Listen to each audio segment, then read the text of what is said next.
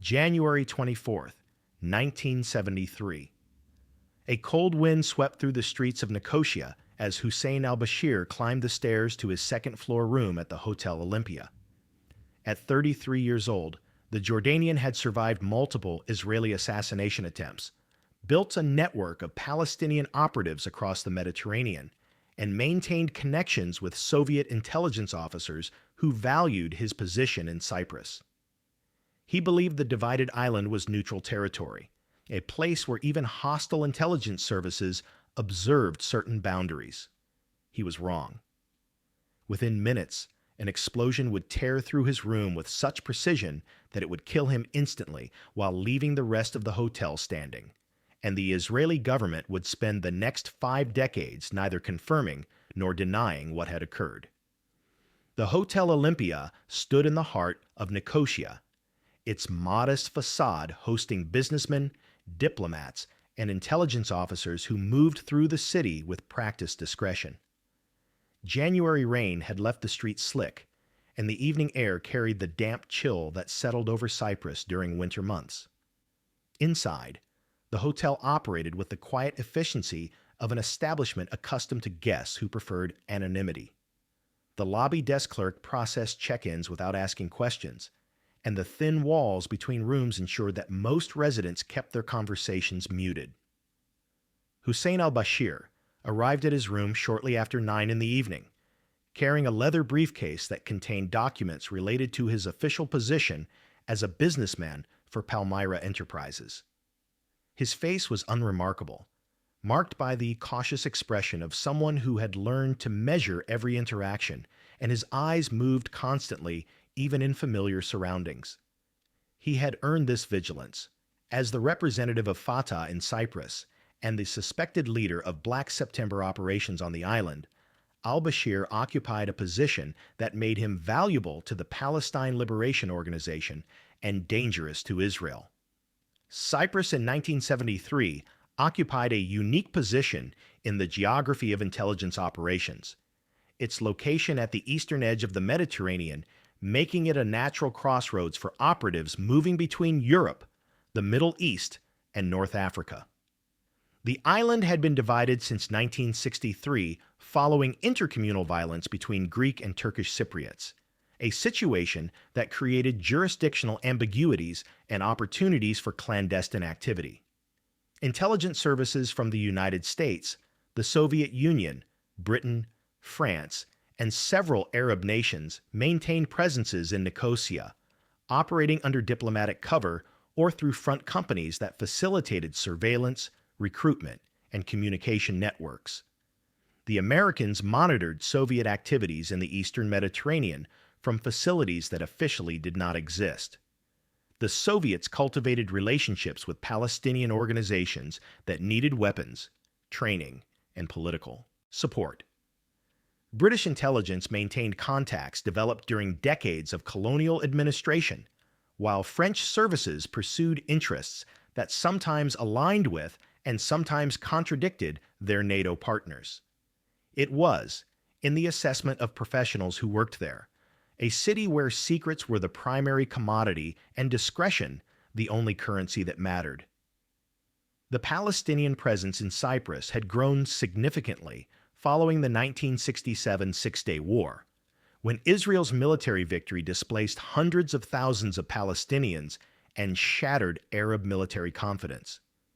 Organizations like Fatah, the Popular Front for the Liberation of Palestine, and smaller militant groups established offices throughout Europe and the Middle East, seeking weapons, funding, and international legitimacy. These offices served multiple functions. They processed travel documents for operatives moving between training camps in Lebanon, Syria, and Iraq. They facilitated arms purchases through intermediaries who understood how to navigate European export restrictions.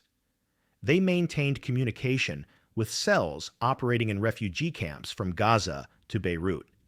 Most importantly, they provided cover for intelligence gathering and operational planning that could not be conducted openly. The Munich Olympics massacre had changed the calculus of this shadow war. On September 5, 1972, Members of Black September, a militant faction with roots in Fatah, had taken 11 Israeli athletes hostage in the Olympic Village. The crisis ended in catastrophic failure when German police attempted a rescue at Fürstenfeldbruck airfield. All 11 hostages died, along with 5 of the 8 attackers and 1 German police officer. The operation shocked the world and humiliated West Germany, but its most significant consequence occurred behind closed doors in Tel Aviv. Prime Minister Golda Meir authorized Operation Wrath of God, a targeted assassination campaign designed to eliminate those responsible for Munich and to demonstrate that attacking Israeli citizens would result in consequences that transcended borders and jurisdictions. The authorization was given to Mossad's Caesarea branch, which maintained specialized units trained in surveillance, infiltration, and assassination. These units, known within the organization as Kaidan, operated with autonomy that exceeded normal intelligence protocols and with resources that reflected the operation's priority status. Hussein al-Bashir had not been directly involved in the Munich massacre. His selection as a target reflected a broader interpretation of Operation Wrath of God's mandate. Following the initial assassinations of individuals connected to Munich, Mossad expanded its criteria to include anyone actively supporting Palestinian armed operations or maintaining connections with hostile intelligence services. Al-Bashir qualified on both counts.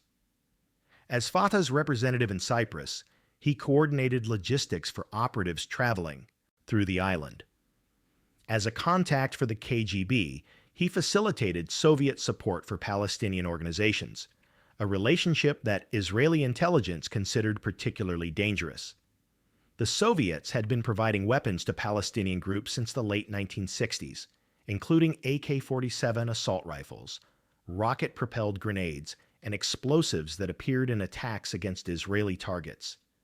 They also offered training at facilities in Eastern Europe and the Soviet Union, where Palestinian fighters learned techniques that Israeli security forces would later encounter in Lebanon and the occupied territories. Al-Bashir's position at the intersection of these networks made him, in Mossad's assessment, a legitimate target whose elimination would disrupt both operational capabilities and intelligence flows. What al-Bashir did not know was that Mossad had been monitoring his activities for nearly 3 months, compiling a file that documented his movements, contacts, and vulnerabilities with the thoroughness that characterized Israeli intelligence operations. The decision to add his name to the target list had been made in November 1972, shortly after the successful assassination of Mahmoud Hamshari in Paris. Hamshari, who served as the Palestine Liberation Organization's representative in France and was believed to have coordinated logistics for the Munich attack, had been killed by explosives concealed in the base of his telephone. A Mossad agent posing as an Italian journalist had called the apartment, and when Hamshari answered, the agent asked him to confirm his identity. Upon receiving confirmation, the agent activated a remote detonator, triggering an explosion that mortally wounded Hamshari. He died in a hospital several weeks later, becoming the first official victim of Operation Wrath of God to be publicly identified. The success of the Hamshari operation established protocols that would guide subsequent assassinations. The techniques employed needed to be precise enough to eliminate the target without causing collateral casualties, a constraint imposed by Prime Minister Golda Meir, who insisted that no innocent bystanders be harmed. The methods also needed to appear sufficiently sophisticated that they would be attributed to a professional intelligence service rather than to amateur terrorists or criminal organizations. This attribution served a psychological function. Mossad wanted Palestinian operatives to understand that their deaths would come not from random violence, but from calculated operations executed by an organization with unlimited patience and reach. The telephone bomb had achieved this objective, but it presented limitations. It required the target to be in a specific location at a specific time, and to answer a telephone call from an unknown number. Some targets had learned from Hamshari's death and had begun taking precautions, using intermediaries to answer phones or avoiding telephone communications altogether. The decision to use remotely detonated explosives concealed beneath a bed represented an evolution in methodology. A target sleeping in his hotel room could not take defensive measures beyond varying his accommodation, and al-Bashir's financial constraints and operational requirements meant he stayed consistently at the Hotel Olympia. The technique required more sophisticated preparation than the telephone bomb. Operatives would need to gain access to the room, install the explosives without detection, and establish a reliable method for remote detonation that could be activated from a safe distance.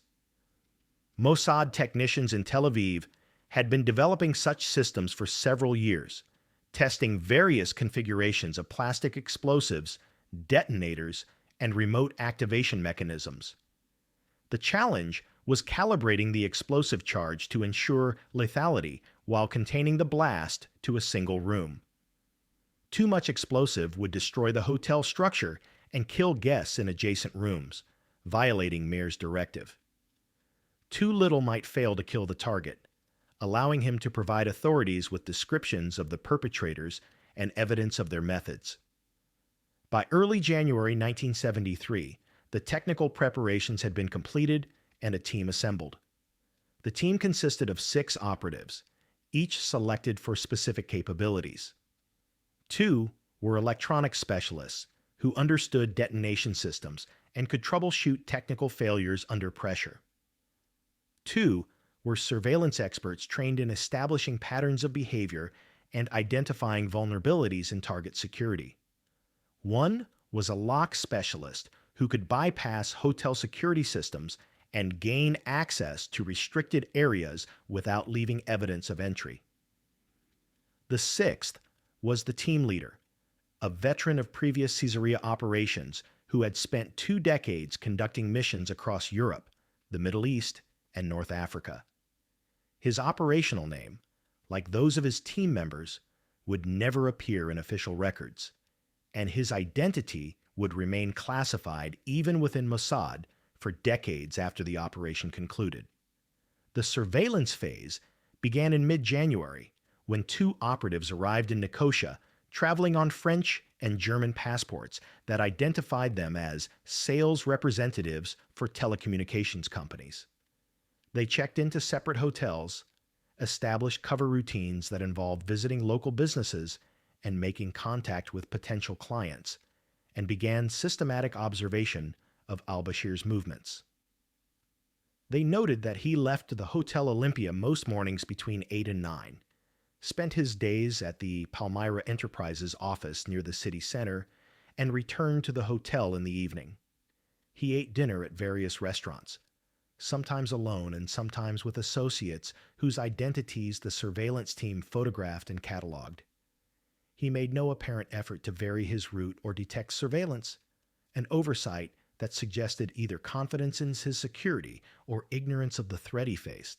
Most significantly, he returned to the same room at the Hotel Olympia every evening, a pattern that provided the operational opening Mossad required. Gaining access to the room presented challenges that required both technical skill and timing.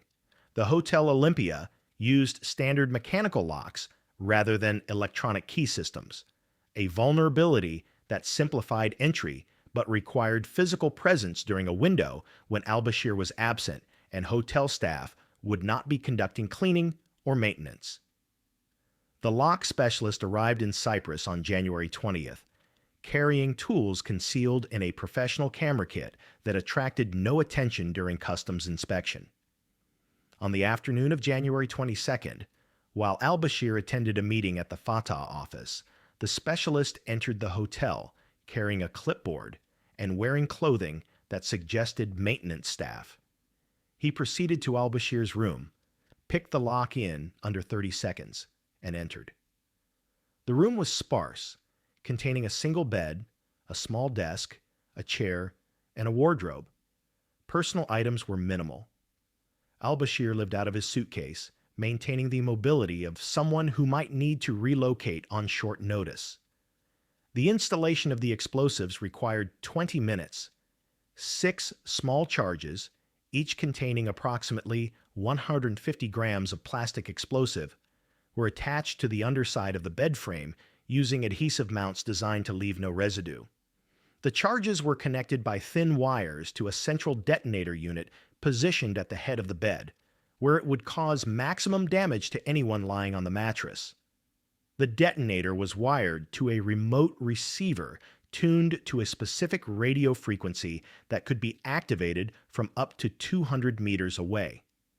The entire assembly was tested using a diagnostic device that confirmed electrical continuity without triggering detonation. By the time the specialist departed, leaving the room exactly as he had found it, the system was operational and undetectable to anyone who did not specifically search beneath the bed frame. The final element was establishing the observation post from which the detonation would be triggered. The team rented an apartment in a building with a direct line of sight to al-Bashir's window. From this position, they could observe when he entered his room and when he turned off the light to sleep. The signal would be clear and unmistakable. The detonation would occur within seconds of the light going dark, giving al-Bashir no opportunity to react or escape. The team conducted final rehearsals on January 23rd, verifying communication protocols and confirming that all equipment functioned properly.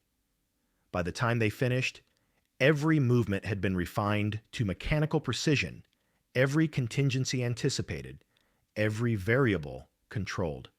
On the evening of January 24th, al-Bashir left the Palmyra Enterprises office at approximately 7:30, carrying his briefcase and wearing the same gray overcoat he had worn that morning.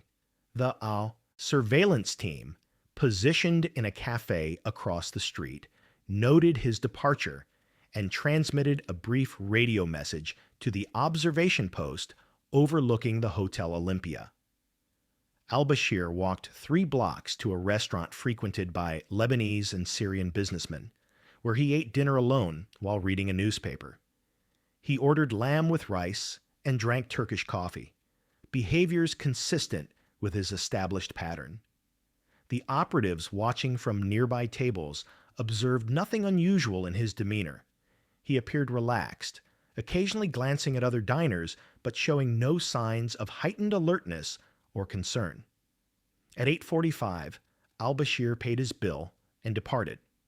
The surveillance team followed at a distance of approximately 30 meters, maintaining visual contact while ensuring they would not be noticed if he checked for pursuit. He did not. His route to the Hotel Olympia followed the same streets he had used for weeks, and his pace suggested a man returning to familiar surroundings without concern. A light rain had begun falling, and he raised the collar of his overcoat against the damp chill that settled over the city after dark. Street lights reflected off wet pavement, and the few pedestrians visible at that hour moved quickly toward their destinations. Al-Bashir arrived at the Hotel Olympia at 9:05. The lobby was empty except for the desk clerk, who nodded without speaking as al-Bashir crossed to the stairs. The elevator in the building was unreliable, and al-Bashir preferred the stairs despite having to climb 2 flights. The surveillance team watched him enter, then transmitted confirmation to the observation post. The team leader acknowledged receipt and signaled the electronic specialist to prepare the detonation system for activation. The specialist checked the remote control unit one final time, confirming that the battery charge was sufficient and the frequency selector was properly configured. The device was small enough to fit in a coat pocket, with a single red button protected by a hinged safety cover. When the signal came, he would need only to flip the cover and press the button. The transmission would travel 180 meters to the receiver beneath al-Bashir's bed, completing the electrical circuit that would detonate the 6 charges simultaneously. In his room, al-Bashir removed his overcoat and hung it in the wardrobe. He placed his briefcase on the desk and extracted several documents, which he reviewed for approximately 15 minutes. His movements were visible through the window to observers in the apartment across the street, who tracked his position using binoculars equipped with low-light lenses. They reported each action through whispered transmissions, building a real-time picture of his routine. At 9:32, al-Bashir entered the small bathroom attached to his room. Water could be heard running through the building's aging pipes. He emerged several minutes later, wearing a white undershirt and trousers, his face suggesting the fatigue of someone ready to sleep. He approached the window and closed the curtains, a nightly ritual that briefly obscured him from observation. When he reappeared, he was standing near the bed, removing his watch and placing it on the small table beside the mattress. He sat on the edge of the bed and removed his shoes, setting them neatly against the wall. The observers noted these details with professional detachment, neither anticipating nor dreading what would follow. They were executing an operation that had been authorized at the highest levels of government and planned with meticulous attention to every variable. The outcome had been determined weeks earlier. This was merely the implementation phase. At 9:47, al-Bashir stood and walked to the light switch mounted on the wall near the door. The observers tensed, confirming readiness through internal communication systems that required no spoken words. The team leader raised his hand in a gesture that halted all movement and conversation. The electronics specialist placed his thumb on the safety cover of the detonation device, waiting for the signal that would authorize activation. The room across the street was silent except for the sound of breathing and the faint hum of the radio equipment that connected them to the surveillance teams positioned throughout the neighborhood. Al-Bashir flipped the switch. The light went dark. The team leader's hand dropped. The electronics specialist flipped the safety cover and pressed the red button. The transmission occurred instantaneously. Electromagnetic waves traveling at the speed of light across the distance, separating the observation post from the Hotel Olympia. The receiver beneath al-Bashir's bed detected the signal and completed the circuit. The detonators embedded in each of the 6 charges fired within milliseconds of each other, triggering chemical reactions that transform solid explosive material into expanding gases at temperatures exceeding 3,000 degrees Celsius. The explosion was simultaneous and devastating. The 6 charges, positioned strategically beneath the bed frame, directed their force upward through the mattress and into al-Bashir's body with precision that reflected months of technical preparation. The blast tore through flesh, bone, and internal organs with sufficient energy to cause instantaneous death. The mattress disintegrated, its springs and fabric transformed into fragments that embedded themselves in the walls and ceiling. The bed frame collapsed, its metal supports twisted by forces that exceeded their structural capacity. The floor beneath the bed cracked but held, containing the blast as designed. The walls shuddered but remained standing, their thickness sufficient to absorb the shockwave without transmitting catastrophic damage to adjacent rooms. The sound of the explosion carried through the hotel and into the surrounding streets. A sharp crack followed by the rumble of collapsing furniture and falling plaster. Guests in nearby rooms were thrown from their beds or jolted awake by the concussion. The desk clerk in the lobby looked up in confusion, uncertain whether he had heard thunder or something more ominous. Within seconds, screams began echoing through the building as residents realized something had gone catastrophically wrong. Some rushed into the hallway, demanding explanations. Others remained in their rooms, barricading doors and calling for police. In the observation post, the team watched smoke begin to seep from al-Bashir's window. The team leader ordered immediate dispersal. The electronics specialist disassembled the detonation device, separating its components and distributing them among multiple team members who would carry them out of Cyprus through different routes. The surveillance equipment was packed into cases designed to appear innocuous during customs inspection. Documents and photographs were burned in a metal container, their ashes flushed down a toilet to ensure complete destruction. Within 8 minutes of the detonation, the apartment had been sanitized to a condition that would reveal nothing of its recent use.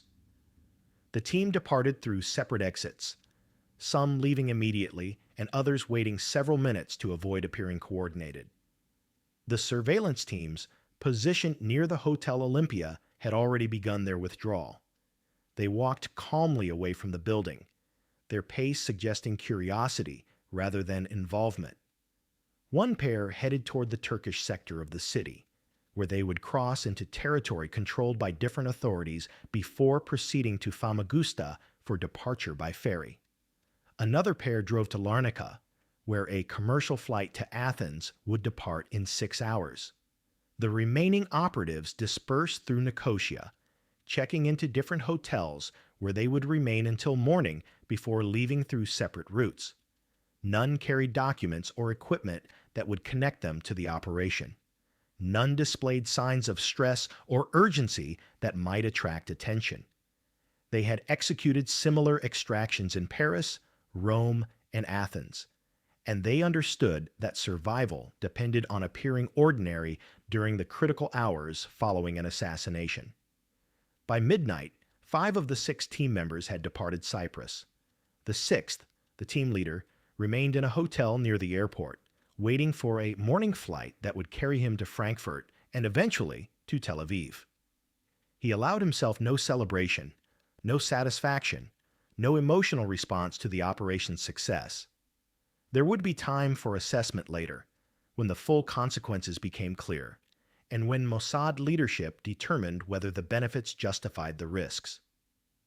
For now, his focus remained on completing the extraction without compromise, ensuring that he and his team returned to Israel without leaving evidence that could be traced to their government.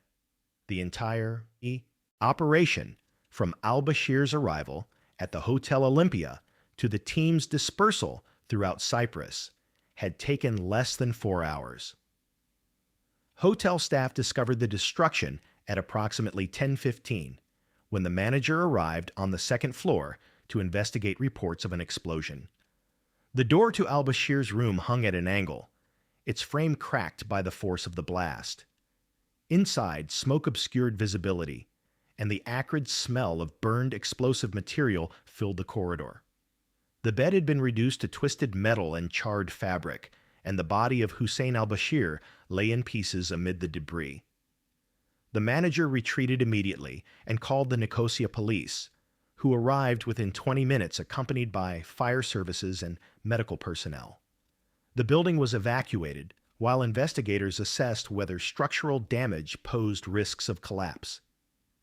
By dawn, Cyprus authorities had cordoned off the hotel and begun processing the scene with techniques that revealed both the sophistication of the attack and the futility of identifying its perpetrators.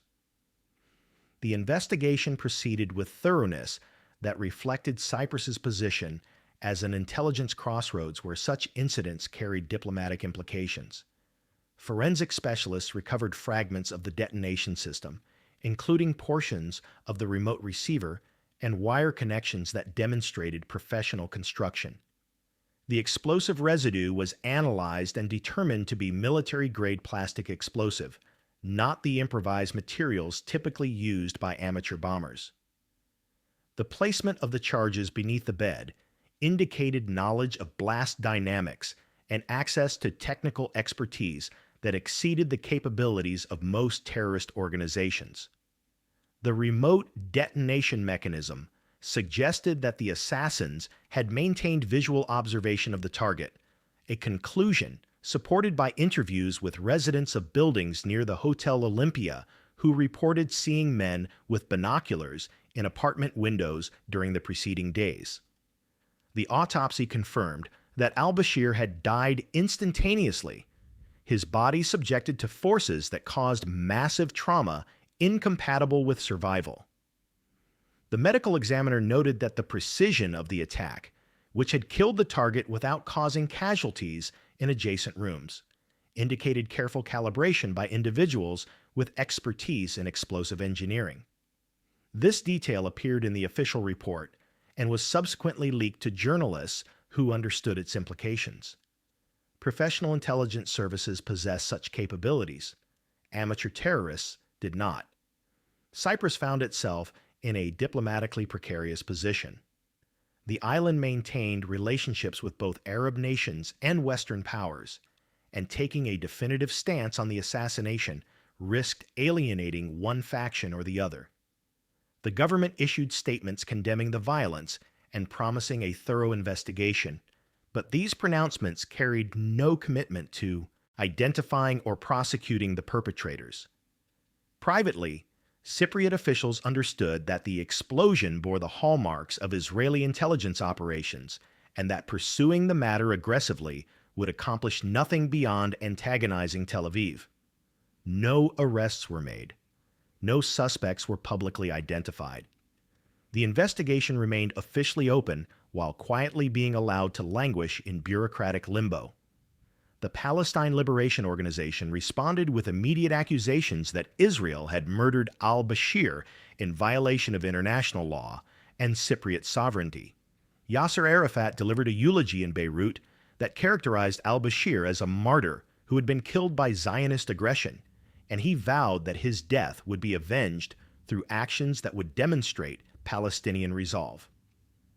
These statements followed a pattern established after the Hamshari assassination in Paris, combining genuine grief with propaganda value that served organizational interests.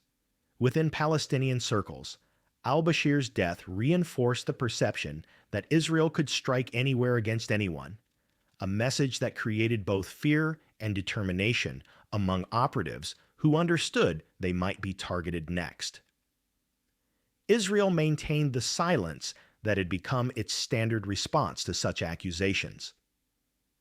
When asked about the Cyprus explosion, Foreign Ministry spokesman stated that Israel did not comment on matters related to security operations, a formulation that neither confirmed nor denied involvement while preserving operational ambiguity. This policy, established during previous assassinations attributed to Mossad, served multiple purposes.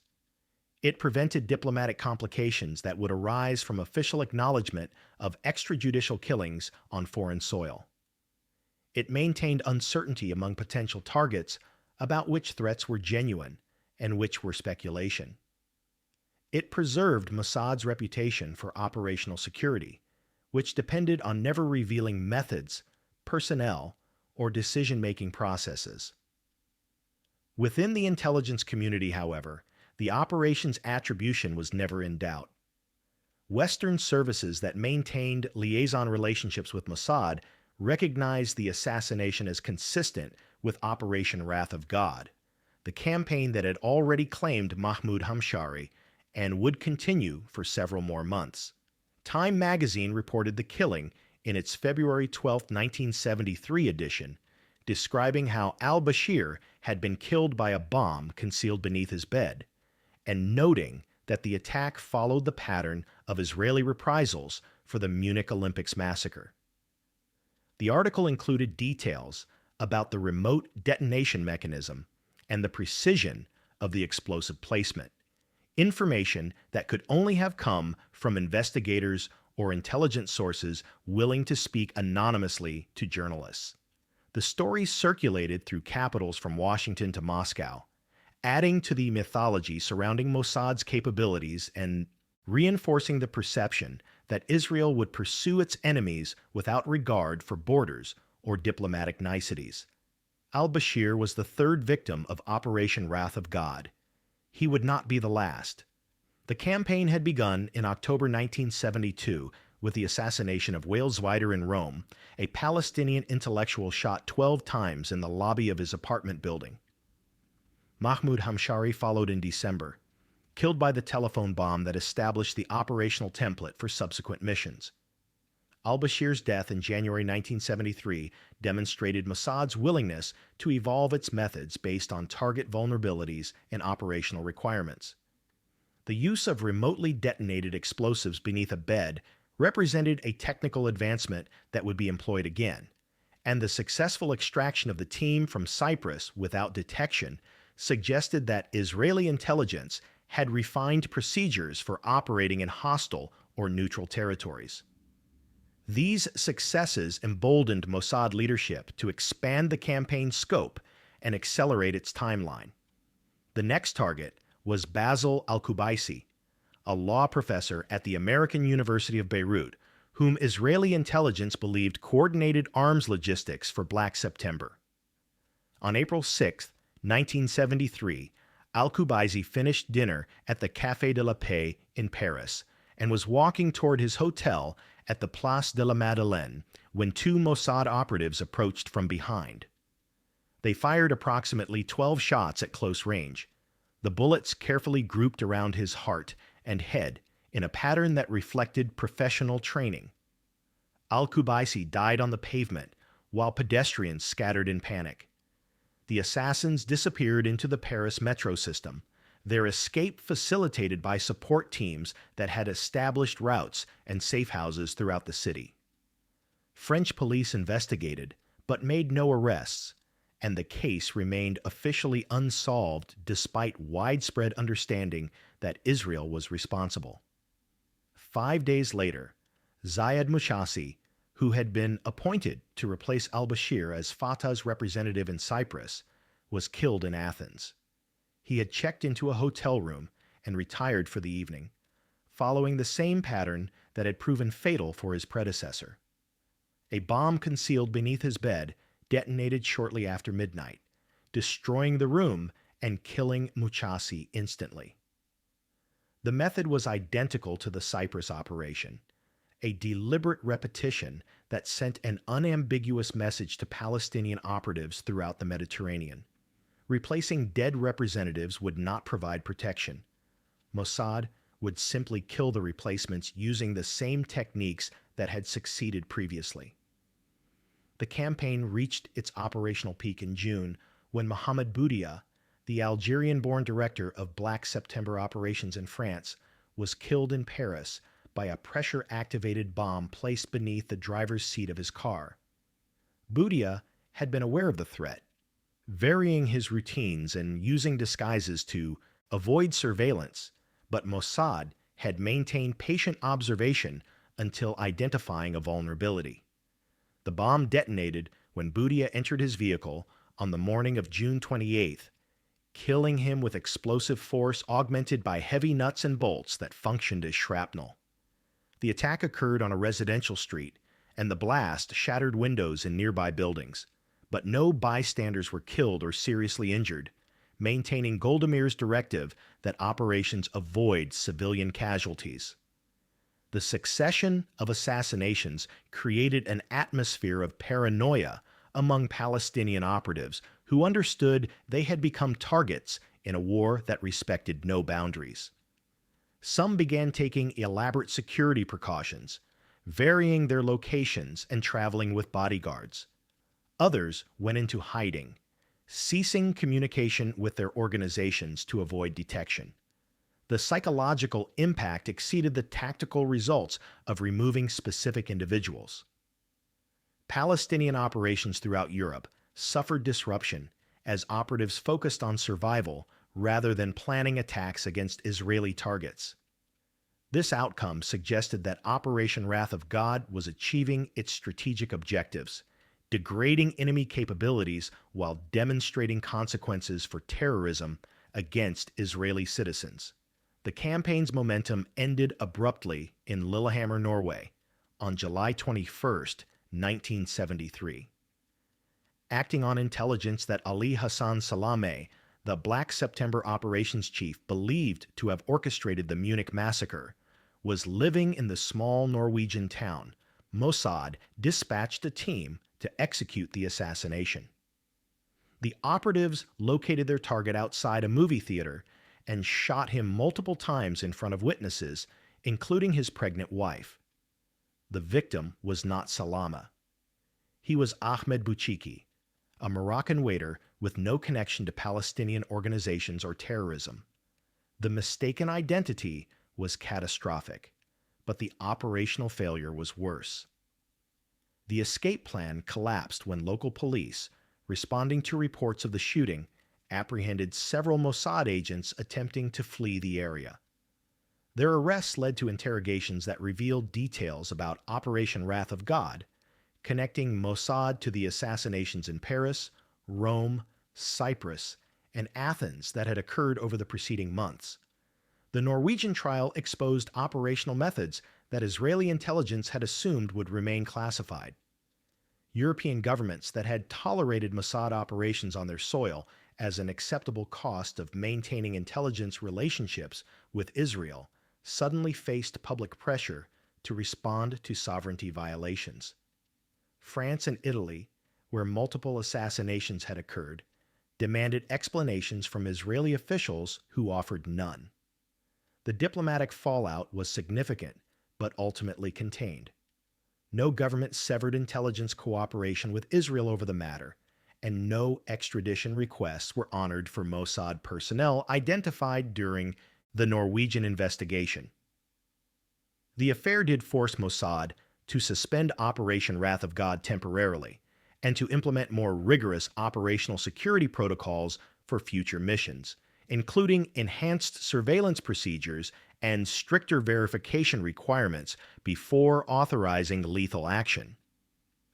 The campaign's long-term assessment revealed tension between tactical success and strategic ambiguity. Mossad had eliminated numerous individuals involved in Palestinian terrorism, disrupting operations and demonstrating Israel's commitment to pursuing those who attacked its citizens. Security analyst Ronan Bergman would later conclude that the campaign stopped most PLO terrorism outside Israel's borders, achieving its immediate operational objectives. The strategic consequences were less clear. Palestinian organizations replaced killed operatives with new recruits, some of whom proved more capable than their predecessors. The assassinations generated international sympathy for Palestinian causes while reinforcing perceptions of Israeli ruthlessness. Whether the campaign advanced Israel's long-term security interests remained a subject of debate within intelligence circles for decades after the last Operation Wrath of God assassination. The team that executed the Cyprus operation dispersed to other assignments, their participation in al-Bashir's assassination becoming one entry among many in classified service records that would remain sealed for generations. The team leader continued his career within Caesarea, running operations across Europe and the Middle East until his retirement in the early 1980s. His name never appeared in public accounts of Operation Wrath of God, and his identity remained unknown even to most Mossad personnel who studied the campaign in training programs. The electronics specialist who had pressed the detonation button went on to develop more sophisticated remote triggering systems that would be used in subsequent assassinations, including the car bomb that killed Ali Hassan Salameh in Beirut in 1979. The surveillance operatives rotated through assignments in hostile capitals where their ability to establish patterns and identify vulnerabilities made them valuable assets for operations that required patient observation and precise timing. Their contributions were acknowledged only in personnel files accessible to senior leadership, and none received public recognition for work that governments could not officially acknowledge. Within Mossad, the al-Bashir assassination became a case study in operational planning and technical innovation. Training programs used the operation to illustrate principles of target selection, surveillance methodology, and extraction procedures. Instructors emphasized the meticulous preparation that had preceded the assassination, from the months of surveillance that established al-Bashir's routines to the technical testing that ensured the explosives would kill the target without destroying the hotel structure. The operation also demonstrated the importance of maintaining operational security during the critical hours following an assassination, when investigators were most likely to identify perpetrators through witness statements or physical evidence. The fact that the Cyprus team had departed the island without detection validated protocols that would be applied to future missions in environments where local authorities possessed competent investigative capabilities. The technique employed in Cyprus, remotely detonated explosives concealed beneath a target's bed, represented a specific point in the evolution of assassination methods that Israeli intelligence had been developing since the 1960s.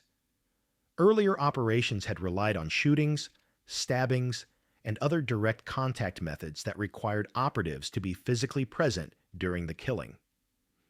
The telephone bomb used against Hamshari had introduced remote detonation, but required the target to be in a specific location and to perform a specific action. The bed bomb eliminated these constraints, allowing assassination to occur during sleep when targets were most vulnerable and least able to take defensive measures. The method would be used again in Athens against Zayed Muchasi and would influence subsequent operations that employed similar principles of remote activation and precise explosive placement. The progression from direct contact to remote methods reflected broader trends in intelligence work, where technological capabilities increasingly replaced human risk-taking as the primary means of executing covert operations. The Cold War context that shaped the al-Bashir assassination extended beyond the immediate Israeli-Palestinian conflict to encompass superpower competition for influence in the Middle East. Soviet support for Palestinian organizations, including weapons transfers, training programs, and intelligence sharing, represented Moscow's effort to cultivate proxies that could challenge Western interests in a region critical for oil supplies and strategic access. Al-Bashir's relationship with the KGB made him valuable to Soviet intelligence services that needed intermediaries to coordinate support for Palestinian groups without direct attribution. His death disrupted these networks temporarily, but did not fundamentally alter Soviet policy, which continued supporting Palestinian organizations throughout the 1970s until the geopolitical calculations shifted in the 1980s.